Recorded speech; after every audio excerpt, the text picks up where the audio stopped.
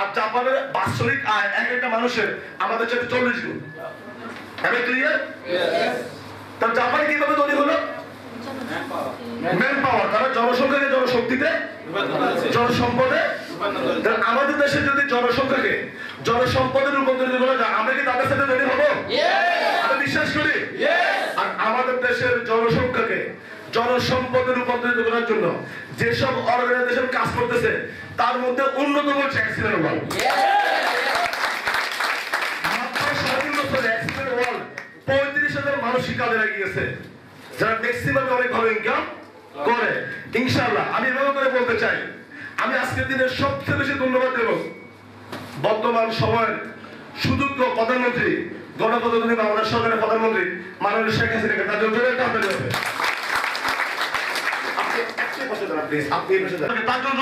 হবে।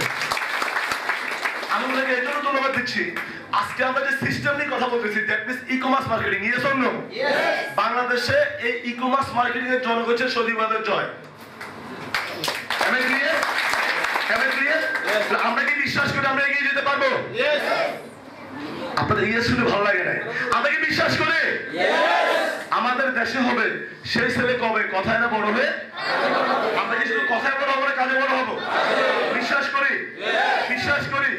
Excellent world প্রতিদিন, প্রতি মিনিট, প্রতি ঘন্টায় সারা বাংলাদেশে অসংখ্য ট্রেডারের মাধ্যমে অদক্ষ জনশক্তিকে জনসম্পদে রূপান্তরিত করার জন্য আজকে যে সেমিনারটা, আজকে দিনও প্রায় আমাদের 32 জায়গায় প্রোগ্রাম হচ্ছে। এভাবে টেকনাফ থেকে তেতুলিয়া, রূপসা থেকে পাথুরিয়া আমাদের কার্যক্রম চলতেছে। এবং আপনারা শুনলে খুশি হবেন, প্রায় 10টা দেশে আমাদের পণ্য রপ্তানি হচ্ছে। আমরা স্বপ্ন দেখি 2020 সালের মধ্যে পৃথিবীর 100 দেশে পণ্য পাঠাবো ইনশাআল্লাহ। এবং এই মাসের 29 তারিখে ওমান সালালাতে আপনাদের যদি কোনো বন্ধু বান্ধব আত্মীয়স্বজন থাকে প্লিজ আমার সাথে কন্ট্যাক্ট করতে বলবেন। এই মাসের 29 তারিখ ওমান সালালাতে বাঙালি মার্কেট নামে একটা মার্কেট আছে, সেখানে দোতলায় অনেক বড় শোরুম উদ্বোধন হতে যাচ্ছে ইনশাআল্লাহ। এবং আগামী মার্চ মাসের ফার্স্ট উইকে মালয়েশিয়ার কুয়ালালামপুরে মাইদিন নামে একটা মার্কেট আছে, অনেকে চিনেন হয়তো বা শুনছেন। মাইদিনের পাশে আমাদের শোরুম উদ্বোধন হতে যাচ্ছে।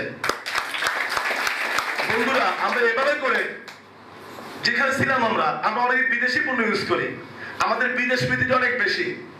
বাট আমি যদি আপনাদেরকে এখন প্রশ্ন করি কয়েকটা কোশ্চেন, আপনারা একজন ব্যক্তি বিদেশি পণ্য চয়েস করবেন, শুধু দেশি পণ্য চয়েস করবেন, প্রমাণ দেখতে চান? আপনাদের যদি প্রশ্ন করা হয় বাজারে পেঁয়াজ কিনতে গেলে দেশিটা পছন্দ না বিদেশিটা? শিওর? বুঝতে শুনে বলেন কিন্তু দেশি না বিদেশি? ওকে। বাজারে যদি মাগুর মাছ কিনতে যান দেশি না বিদেশি? শিওর? আচ্ছা, বাজারে যদি মুরগি কিনতে যান কোনটা পছন্দ, দেশি না বিদেশি? শিওর?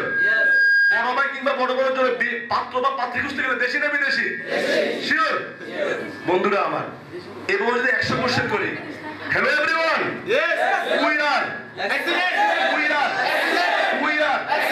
এভাবে যদি 100 কোশ্চেন করি, আমি বিশ্বাস করি আমার সকল বন্ধু আমাকে আনসার দিবেন দেশি। বন্ধুদেরকে বলতে চাই, আমার দেশের শ্রমিক বিভিন্ন দেশে কাজ করে, প্রায় 1,20,00,000 শ্রমিক সারা পৃথিবীর বিভিন্ন দেশে কাজ করে। Yes or no? আমাদের কারো ভাই বিদেশ থাকে, আমাদের কারো বাবা, কারো ভাই, কারো বন্ধু, কারো আত্মীয়, রাইট অর রং? সারা পৃথিবীতে সর্বশ্রেষ্ঠ শ্রমিক বাংলাদেশে। Yes or no? হাততালি হতে পারে না? আমাদের গার্মেন্টস সারা পৃথিবীতে নাম্বার 1। Yes or no? আমাদের চিংড়ি মাছ, আমাদের ইলিশ মাছ, আমাদের লেচু, আমাদের আম, আমাদের চা, আমাদের পাট সারা ওয়ার্ল্ড এক নম্বর। Yes or no? আমাদের আর্মি যারা মিশনে আছে, বিভিন্ন দেশে মিশন করে, জাতিসংঘ মিশন, আমরা জানি অনেকে, আমাদের আর্মির সুশৃঙ্খলায় সাহসে সারা পৃথিবীতে নাম্বার 1। Yes or no? এভাবে আমাদের ক্রিকেট টিম, আমাদের মুস্তাফিজ সারা পৃথিবীতে, আমাদের সাকিব সারা পৃথিবীতে, আমাদের মিরা সারা পৃথিবীতে, আমাদের অ্যাক্সিলেন্ট ওয়ার্ল্ড 2030 সালে সারা পৃথিবীতে এক নম্বর হবে ইনশাআল্লাহ। আমরা সেই কোম্পানির গর্বিত লিডার, গর্বিত মেম্বার, গর্বিত ডিস্ট্রিবিউটর। আমরা ফেনীর সন্তান, এই কোম্পানি ফেনীর। আমাদের দায়িত্ব এই কোম্পানিকে সারা পৃথিবীতে নাম্বার 1 করবো ইনশাআল্লাহ। আমরা কি সে দায়িত্ব নিতে পারবো ইনশাআল্লাহ? পারবো ইনশাআল্লাহ? আমরা কি দেশি পণ্য নিতে চাই না বিদেশি পণ্য? আমি আপনাদেরকে বলবো, আমার একবারও আপনাদেরকে আপত্তি করবো না আপনি বিদেশি পণ্য কিনেন যে পণ্যটা বাংলাদেশে তৈরি হয় না। Yes or no? আমাদের হাদিস শরীফে আছে দেশপ্রেম ইমানের অঙ্গ, যার দেশপ্রেম নেই তার ইমান ইয়েস অর নো? তো যে পণ্যগুলো বাংলাদেশে আছে, অনেক ভালো ভালো পণ্য আছে, আপনি কেন বিদেশি পণ্য কিনবেন ভাই? এই দেশটা কি আপনার না? আমি মালয়েশিয়াতে 3 বার গেছি। আমি লাস্ট বার যখন মালয়েশিয়া যাই, আমি পুত্রজয় নামে একটা জায়গায় ঘুরতে যাই। আমাদের ড্রাইভার ছিল, সে তেল নিবে, অনেকগুলো তেলের পাম্প আশেপাশে আছে, সে ওগুলোতে তেল না কিনে অনেক দূরে গিয়ে তেল কিনলো। তাকে কোশ্চেন করলাম, তুমি এতগুলো পাম্প থাকতে এখান থেকে তেল কিনে না, তুমি অত দূরে গিয়ে তেল কিনে কেন? সে বললো, sir sorry, never mind, I M A distributor of network marketing company. ওগুলো থেকে তেল কিনলে আমি পয়েন্ট পেতাম না, আমি যেখান থেকে তেল কিনলে পয়েন্ট পাবো সেখান থেকে তেল কিনছি। এটা আমার মানুষের কোম্পানি, আমি আমার দেশকে ভালোবাসি, তার জন্য জোরে একটা হাত তালি। সে তো দেশকে অনেক বেশি ভালোবাসে, বিদায় যেখান থেকে তেল কিনলে তার দেশ উপকৃত হবে, সে সেখান থেকে তেল কিনছে। বন্ধুরা, এই দেশটা আমাদের, এই দেশটা আমাদের আমাদের সবার। Yes or no? আমি এভাবে করে বলতে চাই, আমি 1947 দেখিনি, আপনারা অনেকে দেখেননি কিভাবে ইংরেজদের পতন হয়েছে। আমরা 1952 দেখিনি কিভাবে আমাদের ভাষা আন্দোলন হয়েছে। Yes or no? আমরা অনেকে হয়তো বা 1971 দেখিনি কিভাবে আমাদের স্বাধীন হয়েছে। Yes or no? বাট আমি এভাবে বলতে চাই, এটা হাতারি তাদের জন্য। আমি এভাবে বলতে চাই, হ্যালো এভরিওয়ান, আমি এভাবে বলতে চাই, মাননীয় প্রধানমন্ত্রীর 2021 সালে বাংলাদেশ দেখতে চাই। Yes or no? শুধু দেখতে চাই না, এই বাংলাদেশের জন্য প্রত্যেকটা বন্ধু অনেক কিছু করতে চাই। Yes or no? আমি আরো কিছু কথা বলবো, তার আগে আমার যে ভাই একটু আগে আসছে, ওনার বিশেষ একটা কাজ আছে, আমরা সংক্ষেপে 2 মিনিটে, উনিও ফেরির সন্তান, উনিও সারা বাংলাদেশে এক্সেলেন্টকে প্রমোট করতেছে, আমরা তার মুখ থেকে 2-1 মিনিট একটা অনুমতি শুনবো। জোরে টানতালি অনুষ্ঠান একটা বলে দিয়ে যাবে। আমি বিজ্ঞাপন বলে দিতে রিকোয়েস্ট করবো, তাকে ফুল দিয়ে বলার জন্য আসুন।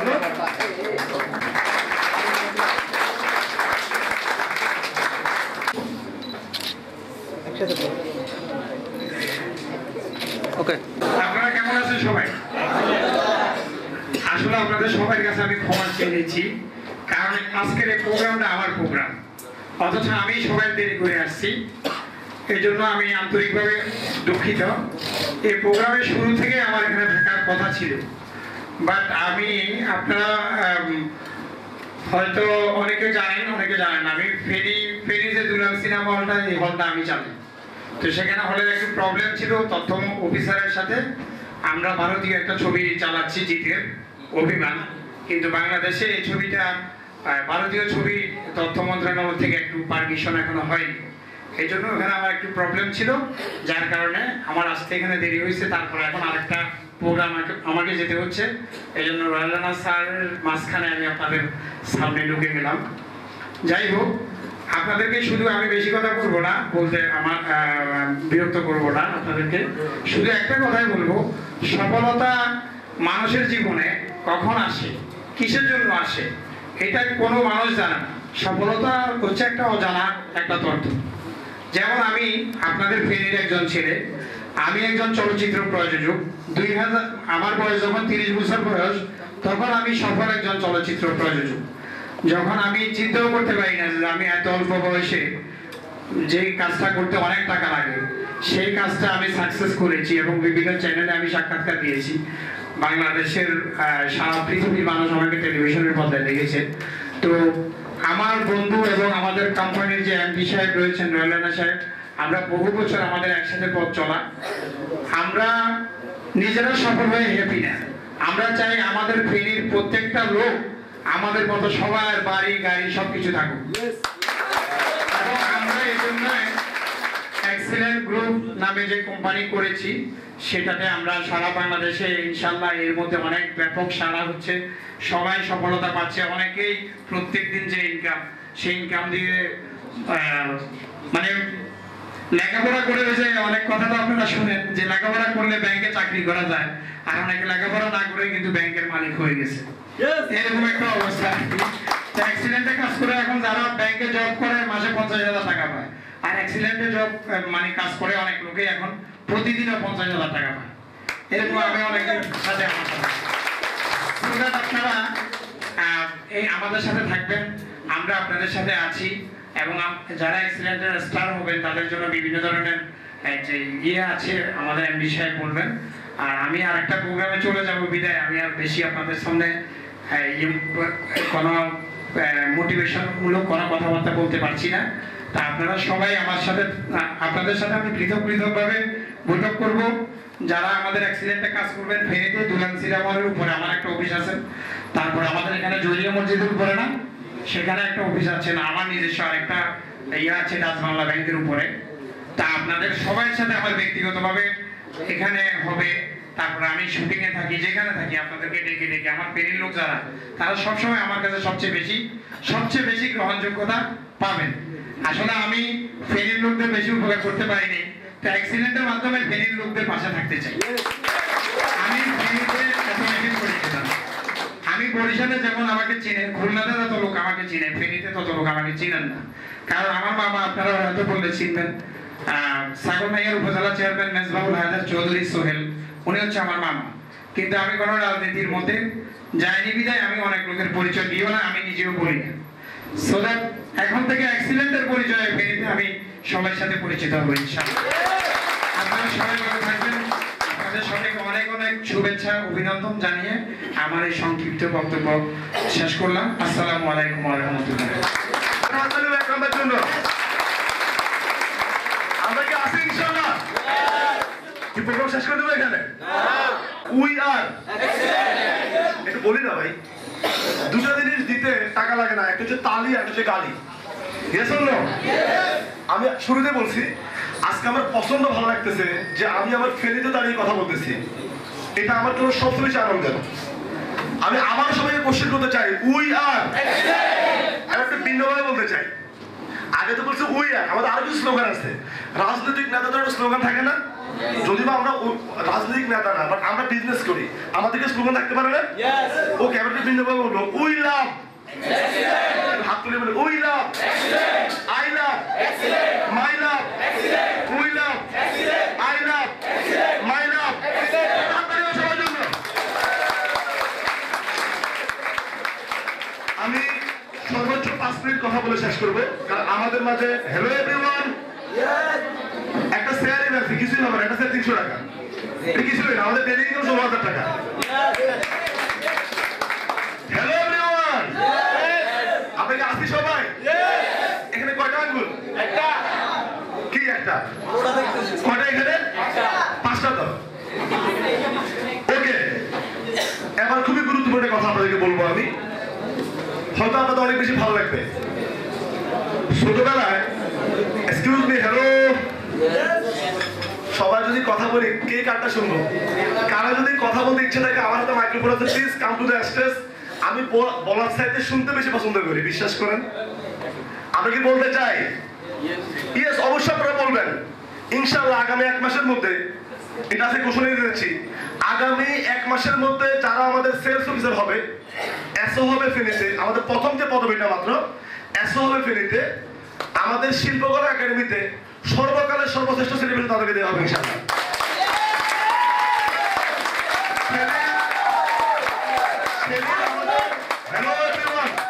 সেদিন আমাদের কিং জিএম কাজী শাহাদত ভাই কথা বলবে না, সেদিন আমি কথা বলবো না, সেদিন পেয়ার ভাই কথা বলবে না, সেদিন কথা বলবে যারা আমাদের সেলিব্রিটি তারা। আর আমরা ব্যক্তিগুলা কথা না বলে শিল্পকলা অডিটোরিয়ামের সবচেয়ে পিছনে বসে ওই ব্যক্তিগুলোর জন্য হাত তালি দেবো ইনশাআল্লাহ। আমরা কি আসি ইনশাআল্লাহ? ছোটবেলায় আমরা খেলতে যেতাম, একটু খেয়াল করেন, ছোটবেলায় আমরা স্কুল থেকে এসে ক্রিকেট ব্যাট নিয়ে খেলতে যেতাম, ব্যাডমিন্টন ব্যাট নিয়ে খেলতে যেতাম, ফুটবল নিয়ে খেলতে যেতাম। আমাদের গার্ডিয়ানরা আমাদের প্রতি অনেক বেশি রাগ করতো, রাইট? আমাদের গার্ডিয়ানদের কাছে মনে হতো পৃথিবীতে খেলাধুলা খুব ভালো জিনিস না, এগুলো খুব খারাপ জিনিস। আমাদের মায়েরা, আমাদের বাবারা না বুঝে বিভিন্ন জায়গায় বলেই ফেলতো আমার ছেলে একদম কথা শোনো না, সারাক্ষণ খেলা আর খেলা। কি রাইট অর রং? যে খেলাকে এত নেগেটিভ ভাবে দেখা হতো, যে খেলার গ্রহণযোগ্যতা ছিল না আমাদের দেশে, আমাদের গার্ডিয়ানদের কাছে, আজকে আপনারা শুনলে অবাক হবেন। আমার এক ভাগিনা বাংলাদেশ আবহানী ক্রিকেট ক্লাবে খেলে, আমি তো গার্ডিয়ান হিসেবে মাঝে মধ্যে আবহানী মাঠে আমি যাই, আমি অবাক হই।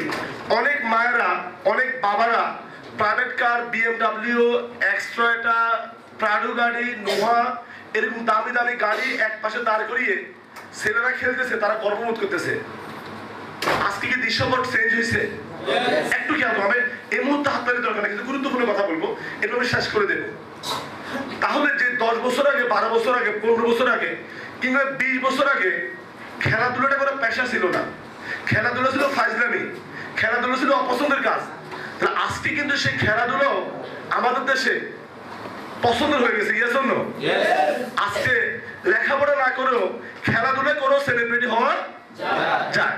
তার মানে আমি লেখাপড়া না করার জন্য বলতেছি না, অবশ্যই education is the backbone of a nation, but আমি বলতেছি অন্যান্য পেশার মতো ডাক্তারি একটা সম্মানী পেশা, ইঞ্জিনিয়ারিং একটা সম্মানী পেশা, কলেজের টিচিং, স্কুলের টিচিং, প্রাইমারি স্কুলের টিচিং, মাদ্রাসার টিচিং, এগুলো যেমন সম্মানী পেশা, বিদেশ গিয়ে ইনকাম করে এটা যেমন সম্মানী পেশা, যারা কৃষি কাজ করে কৃষক এটা যেমন সম্মানী পেশা, বিভিন্ন মুদি দোকানদার, চা দোকানদার, রেস্টুরেন্ট দোকানদার এটা যেমন সম্মানী পেশা, খেলাও আজকে এটা পেশা।